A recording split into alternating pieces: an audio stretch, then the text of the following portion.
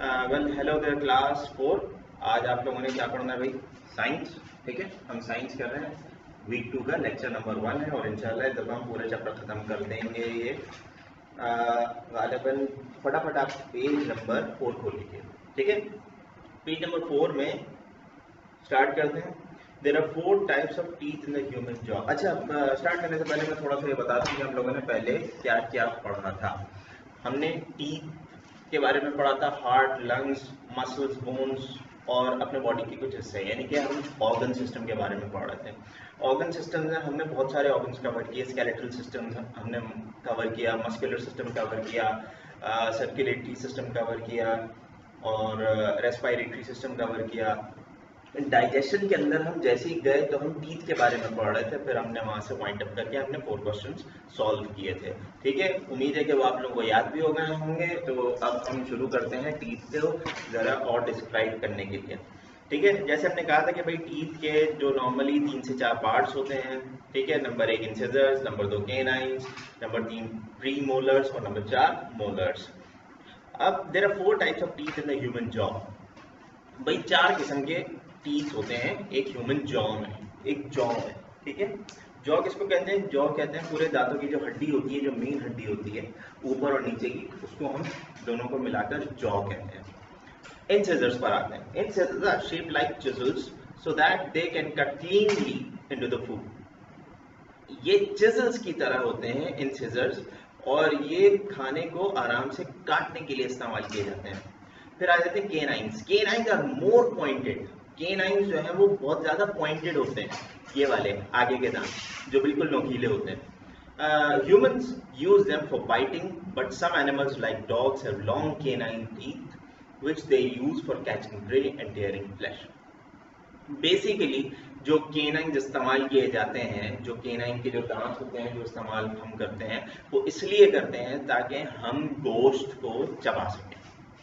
ठीक है, गोश्त को जो मेजर गोश्त को जो चबाया जाता है वो इन केनाइन्स की मदद से चबाया जाता है, वो खाने को पकड़ने के लिए भी इस्तेमाल किया जाता है। अच्छा, फिर आ जाता है प्री मोलर और molar. Have flat crowns when moved across each other chew and grind the food into pulp। ये कोने वाले दांत जो हैं इनको प्रीमोलर्स और मोलर्स कहते हैं। अच्छा भाई, ये जो होते हैं ये क्राउन्स का शेप होता है इनका, जैसे ताज नहीं होता, बिल्कुल ताज के जैसा एक शेप होता है इनका ऊपर से, और ये खाने को ग्राइंड करने के लिए इस्तेमाल किए जाते हैं। ठीक है, अब आ जाते हैं एक छोटी सी प्रॉब्लम पर जिसको हम कहते हैं टूथ डिके और गम डिजीज।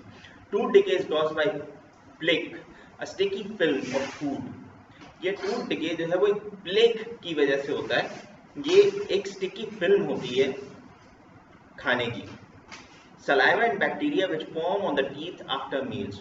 अच्छा भाई, हमारे दांतों में जब अगर हम प्रॉपर ब्रश नहीं करते तो थूक की मदद से और जो खाना जो लग जाता है हमारे दांतों में, उसकी वजह से बैक्टीरिया पैदा हो जाता है हमारे दांतों के अंदर। ठीक है, जो खाने के बाद अमूमन होता है। Plague on the teeth absorb sugar. ये प्लेग जो है ये एक बैक्टीरिया की शक्ल होती है, ये शुगर को एब्जॉर्ब करती है। ठीक है, bacteria in the plaque change the sugar into acid which dissolves away tooth enamel and takes a cavity in the tooth. अच्छा, जो बैक्टीरिया जो होता है प्लेग के अंदर, वो क्या करता है? शुगर को लेता है, उसको एसिड में कन्वर्ट करता है, और वो एसिड जो है हमारे टूथ की गम्स को और एनामल्स को, वो कैविटी को वो एब्जॉर्ब कर रहा होता है, जिसकी वजह से दांत जो है वो आहिस्ता आहिस्ता निकलने शुरू हो जाते हैं। ठीक है, bacteria in the plaque also damages the fibres which hold the teeth in place. This causes the teeth to become loose and they eventually fall out. Bacteria जो होता है प्लेग के अंदर, वो फाइबर्स को भी नुकसान पहुंचाता है, जो जड़ें होती हैं हमारे दांतों की उनको भी नुकसान पहुंचाता है, जिसकी वजह से वो हमारे टूथ जो है वो आहिस्ता आहिस्ता हिलने लग जाता है और फिर निकल जाता है। अब आता है stomach.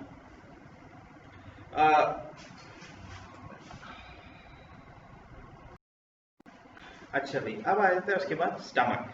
Now, when you eat food, it is broken down into lots of tiny simple pieces so that the body can use it. अच्छा भाई, जब हम खाना खाते हैं तो हमारे दांत क्या करते हैं? वो बहुत छोटे छोटे हिस्सों में खाने को तब्दील कर देते हैं, बहुत छोटे छोटे ज़रात में तब्दील कर देते हैं, और फिर वो चीज़ें जो हैं वो हमारे जाती हैं स्टमक में, पेट में। रास्ता कहाँ से बनता है? रास्ता बनता है एसोफेगस से। ये एक बड़ी कनाल होती है, 3.4 मीटर्स की होती है आई थिंक। 3.4 मीटर्स इस व्हाइट बोर्ड से भी बड़ा है।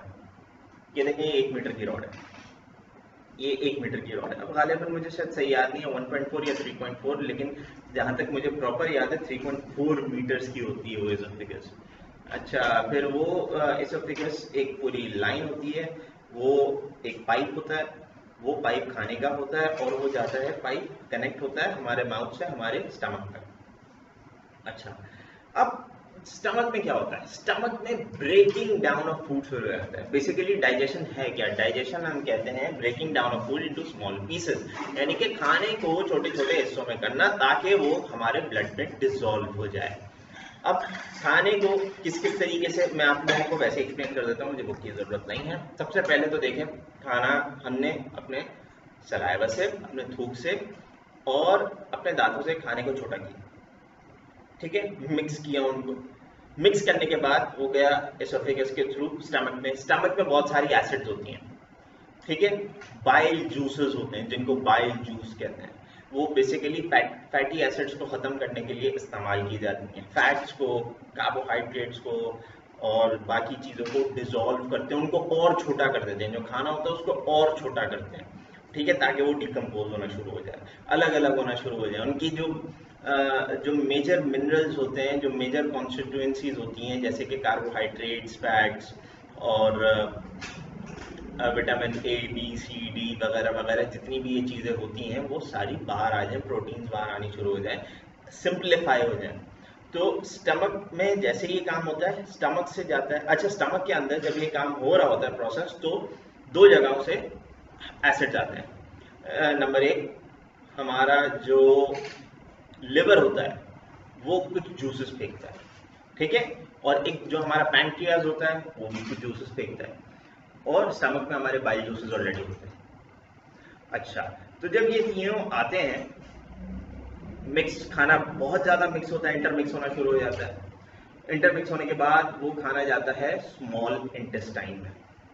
स्मॉल इंटेस्टाइन में एक आप ये समझ लें कि एक छन्नी होती है, ठीक है, आंत जिसको हम कहते हैं, एक छलनी होती है। उस छलनी से जो हमारे खाना काम का होता है, जो भी हमने खाया होता है, जो भी जितनी हमें ज़रूरत होती है उस खाने में से, विटामिन वगैरह, कार्बोहाइड्रेट्स वगैरह की जितनी भी एनर्जी की हमें ज़रूरत होती है वो हम उस खाने में से निकाल लेते हैं, ठीक है। अब निकालने के बाद जो बचा कुचा खाना होता है वो चला जाता है लार्ज इंटेस्टाइन में। अब लार्ज इंटेस्टाइन में जाने के बाद क्या होता है? लार्ज इंटेस्टाइन में जाने के बाद वो खाना जो है पानी के साथ मिक्स होता है, फिर हमारी बॉडी उसको थ्रो आउट कर देती है, ठीक है। अच्छा, तो अब जरा यहाँ पर आ जाते हैं, यहाँ पर हम पढ़ लेते हैं। First of all we chew the food with our teeth, हम अपने दांतों से जो है वो चबाते हैं। देन यू swallow it, और उसके बाद हम निगल लेते हैं। The chewed food passes into the stomach, फिर वो chewed food जो होता है वो स्टमक में पास करता है। फिर a strong acid breaks it down, जो कि एक बहुत strong acid होती है वो उसको और छोटा करती है। There are lots of muscles in the stomach wall that mix the food with juices that help to digest the food. Stomach के अंदर बहुत सारे वॉल्स और मसल्स होते हैं जो कि फूड को मिक्स करने में मदद करते हैं। The acid in the stomach also helps to kill the germs in the food. जो एसिड होता है स्टमक के अंदर वो हमारी मदद भी करता है कि हमारा खाना जो है वो उसमें से जर्म्स मर जाए, ठीक है। फिर उसके बाद क्या होता है? उसके बाद हम जरा पढ़ते हैं। From the stomach, the food passes into a pipe called the small intestine. एक पाइप में जाता है जिसका नाम है small intestine. This is where the most of the digestion of food takes place. यहाँ से बहुत ज़्यादातर डाइजेशन होती है. The useful substances pass through the walls of the small intestine. जो काम की चीज़ें होती हैं वो small intestine की दीवारों को पार कर जाती हैं. Where they enter the blood, और वहाँ से वो blood में शामिल हो जाती हैं. The blood then carries them into the parts of the body where they are needed. फिर उसके बाद ब्लड जो है वो दूसरे हिस्सों में लेके चला जाता है, पार्ट्स ऑफ द बॉडी में जहाँ उसकी जरूरत होती है। Disorders of the digestive system. Our digestive system can have many problems if we do not eat healthy food. हमारे digestive system में बहुत सारी problems हो सकती हैं अगर हम healthy खाना ना खाएं. It is also important to have it in the right quantity. ये भी बहुत ज़रूरी है कि ये सही quantity में होना चाहिए. ऐसा ना हो कि बहुत ज़्यादा खा लें या बहुत कम कर लें, ठीक है. Overeating can cause acidity. And indigestion as food can not be properly digested. Overeating जो है वो एसिडिटी बहुत ज़्यादा कर सकती है और इंडाइजेशन कर सकती है, क्योंकि खाना जो है वो सारा का सारा प्रोसेस नहीं हो सकता।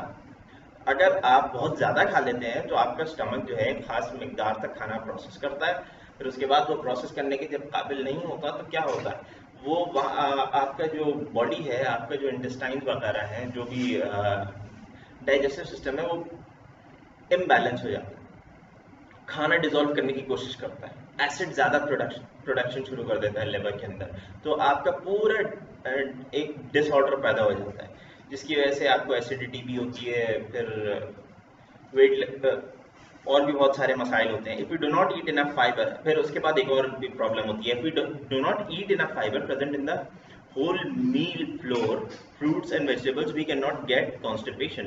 We can get constipation. अच्छा, ड्रिंकिंग अनक्लीन, जब भी हम फाइबर खाते हैं या पूरा मील खाते हैं, उसमें अगर हम प्रॉपर फाइबर नहीं खाएं, फाइबर की हमें बहुत ज़्यादा ज़रूरत होती है, तो हमें कॉन्स्टिपेशन भी हो सकती है। Drinking unclean water and eating unhygienic और stale food can cause diarrhoea और वॉमिटिंग। अच्छा, पानी अगर साफ ना हो या खाना बहुत ख़राब हो या पुराना रखा हुआ खाना हो, उससे हमें डायरिया भी हो सकता है, हमें उल्टियाँ भी हो सकती हैं, फूड पॉइजन भी हो सकता है और हमारे पेट की खराबी भी हो सकती है। ठीक है, अब आ जाते हैं ब्रेन पर। The brain is the most remarkable organ in the body. Brain जो है वो बहुत कमाल का हिस्सा है आपकी बॉडी का। ये सारा का सारा काम करने के लिए सिग्नल्स प्रोवाइड करता है, सारा काम प्रोवाइड करने के लिए। अब जैसे मेरा हाथ है, ठीक है, अब अगर मैं चाहूँगा, सिर्फ मेरी चाहत से नहीं होगा ये कि मेरा हाथ ऐसे हो जाए, ठीक है, बेंड हो जाए, मेरी जब तक ब्रेन जो है वो सिग्नल्स जनरेट नहीं करे। ब्रेन का काम क्या होता है? ब्रेन का काम होता है ऑर्डर देना। किसको ऑर्डर देना? मेरी पूरी बॉडी को ऑर्डर देना कि उसने किस तरीके से फंक्शन करना है। ठीक है, ब्रेन का ये काम होता है। ब्रेन ही सिग्नल सेंड करती है कि आपके डाइजेस्टिव सिस्टम में काम किस तरीके से होगा। ब्रेन ही सिग्नल सेंड करती है कि आपका हार्ट कैसे काम करेगा। ब्रेन ही सिग्नल सेंड करती है आप सांस कैसे लेंगे। ब्रेन ही सिग्नल सेंड करती है आपकी आवाज़ कैसी होगी, आपकी आवाज़ भारी होगी, तेज़ होगी, नहीं होगी, आप सुन सकते हैं या नहीं, ब्रेन से कनेक्टेड है। आपकी आंख देख सकती है या नहीं, वो भी ब्रेन से कनेक्टेड है। ठीक है, तो ये सारी चीज़ें जो है वो ब्रेन से कनेक्टेड होती हैं। बहुत इंपॉर्टेंट ऑर्गन होता है। अगर ब्रेन में इम्बैलेंसिंग शुरू हो जाती है, यानी कि ब्रेन में खराबी होना शुरू हो जाती है, तो आपके कुछ डिसऑर्डर्स होने लग जाते हैं, जैसे हाथों का कांपना। कांपते क्यों है हाथ? क्योंकि आपका ब्रेन जो है वो सिग्नल प्रॉपर फंक्शन नहीं कर रहा होता कि आपका हाथ जो है वो आपके कंट्रोल में रह सके। ठीक है, कोई अगर पैरालाइज हो जाता है, खुदा न खास्ता किसी को स्ट्रोक हो जाता है, तो उसका कोई एक हिस्सा काम करना बंद कर देता है, जिस्म का कोई हिस्सा, तो क्या होता है वहां पे ब्रेन के सिग्नल्स ट्रांसफर नहीं होते, तभी वो काम करना बंद कर देते हैं। ठीक है, अच्छा, ये मैंने आप लोगों को ये पूरा बता दिया। इसके बाद आ जाता है द स्किन। अच्छा, चले हम पढ़ लेते हैं। The brain is the most remarkable organ of the body. सबसे कमाल का हिस्सा है हमारी बॉडी का। It sends out and receives hundreds of messages every second. ये जो है 100 से भी ज़्यादा मैसेजेस एक सेकंड के अंदर रिसीव भी करता है, भेजता भी है। It control the muscles and the organ and body temperature and even your apatite. ये कंट्रोल करता है आपके मसल्स को, आपके सेंस ऑर्गन्स को और आपके बॉडी टेम्परेचर को, और इवन आपके खाने को भी करता है control. The brain is made up of millions of nerve sales. Brain किससे बनी है भाई? नर्व सेल से बनी है, नर्व सेल से बनी है। ठीक है, the messages are carried along a network of nerve cells all over the body. ये जो एक पूरा नेटवर्क बना हुआ होता है सिग्नल्स का, ये एक खास नर्व सेल से मिलकर बना होता है, जो कि पूरी बॉडी से कनेक्टेड होता है। ठीक है, the base of the brain extends into the spinal cord. जो ब्रेन की जो बेस होती है, यानी कि जो नीचे का हिस्सा होता है, ये एक्सटेंड होता है स्पाइनल कॉर्ड में, आपकी रीढ़ की हड्डी से एक्सटेंड होता है। ठीक है, उसके बाद क्या लिखा है? This is a fat bundle of nerve sales. ये एक पूरा गुच्छा होता है नर्व सेल्स का, जो कि निकल रहा होता है, जैसे केबल की तारें नहीं होती जो निकल रही होती हैं बिल्कुल एक मेन पॉइंट से, बिल्कुल ऐसे एक नर्व सेल्स का गुच्छा होता है जो निकल रहा होता है from down your back inside the backbone, आपकी बैकबोन के अंदर से। ठीक है, along the way the nerves branch off from the spinal cord. Some go to the arms, other go to the lungs, heart, stomach and intestines. Lower down nerves branch off to the legs and feet. अच्छा, फिर spinal cord से जो है वो branches निकलना शुरू हो जाती हैं। अब वो ब्रांचेस कैसी होती हैं भाई? वो ब्रांचेस इस तरीके से होती हैं कि कुछ जो है कुछ शाखें जो है वो आपके हार्ट में जा रही हैं, कुछ लंग्स में जा रही हैं, कुछ आपके मसल्स कोई हाथ में जा रही हैं, कुछ पाँव में जा रही हैं, कुछ आपके लिवर में जा रही हैं, कुछ स्टमक में जा रही हैं, कुछ स्मॉल इंटेस्टाइन, कुछ लार्ज इंटेस्टाइन। तो पूरी बॉडी में एक नेटवर्क फैला हुआ होता है नर्व सेल्स का। ठीक है, आगे चलते हैं। द स्किन पर आ गई है बात। Your skin is like a coat that protects the body. ये स्किन जो है वो एक पूरा कोट होता है ताकि हमारी बॉडी जो है वो अंदर से प्रोटेक्टेड रहे, चीजें सामने ऐसे उभरती हुई ना कर आए। ठीक है, आप इमेजिन करें कि अगर आपकी स्किन को पील ऑफ कर दिया जाए, जब खोल दिया जाए तो फिर आप सब कुछ अंदर का नजर आ रहा होगा, फिर कैसा अजीब सा लगेगा। इसलिए स्किन इस्तेमाल की जाती है। ठीक है, in the skin there are nerves that can sense pain. Skin के अंदर कुछ नर्व्स होती हैं जो ऑब्वियसली ब्रेन से कनेक्टेड होती हैं। इनका काम क्या होता है? इनका काम होता है पेन को सेंस करना, टेम्परेचर को सेंस करना, फिर उसके अलावा प्रेशर को सेंस करना। ये तीन इनके मेन काम होते हैं। These nerves send messages to the brain and give your body the sense of touch. ये जो नर्व सेल्स होते हैं ये कनेक्ट होते हैं ब्रेन से और आपको महसूस करवाने का एक जरिया होते हैं। अब आ जाता है skin infection. Ringworm is the most common skin disease which is spread by a fungus. It causes a circular swelling on the skin. Athlete's foot is another fungal disease which attacks the soft skin of the feet, especially between the toes. Scabies is the most common skin infection which is caused by tiny mites which live in the skin. It causes itchiness and can easily spread to other people. अच्छा, ringworm एक common disease है। ये एक fungus होता है, fungus किसी खास जगह पर फैल जाता है। ठीक है, एक सर्कुलर स्वेलिंग एक फोड़ा टाइप का बन जाता है स्किन के ऊपर। फिर इसी तरीके से एथलीट्स फुट, आपके पाँव पर कोई एक काला सा धब्बा सा हो जाता है, ये भी एक डिजीज होता है। ये एक सॉफ्ट होता है काफी अंदर से, और ये जो है ये भी फंगल डिजीज होता है। फिर एक और डिजीज है, इसको हम कहते हैं स्कैबीज। स्कैबीज एक ऐसा डिजीज है जो कि छोटे छोटे माइट्स की तरह होता है, टर्माइट्स टाइप के बहुत होते हैं, चूटियां, बहुत छोटी छोटी चूटियां होती हैं। उसके हिसाब से कोई होता है एक स्किन का प्रॉब्लम, और खुजली बहुत होती है उस जगह पर, और ये आराम से दूसरे लोगों में भी फैल सकता है। उसके बाद आती है the eye. The eyes are like two tiny cameras inside the head. Cameras की तरह हैं ये आपकी। ठीक है, they send a steady stream of pictures back to the brain. ये पिक्चर जो है वो रिकॉर्ड कर रही होती हैं अपने अंदर और वो ब्रेन में भेज रही होती हैं। आंखों का एक काम। There are special cells in the eye which help you to see colours.